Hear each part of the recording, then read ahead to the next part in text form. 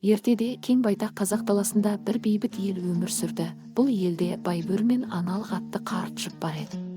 Олардың бар арманы бір перзент. Олар Алладан ұл сұрап үмітпен дұға етті. Көп ұзамай қуанышты күн туды. Ұл дүниеге келді.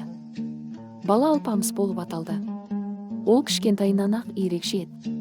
Алпамыстың күші жасынан байқалды. Ел оның болашағынан үміт күтті. Алпамыс сұлу да ақылды Гүлбаршынға ғашық болды. Екеуі бір-біріне адал болуға серт берді.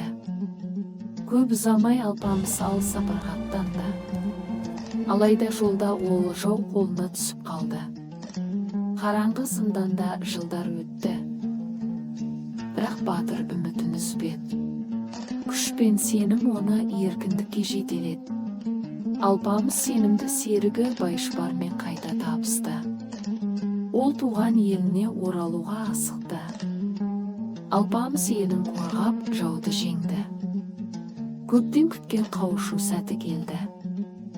Ел қуанып үлкен той жасады. Елін қорғаған ердің аты Алпамыс батыр.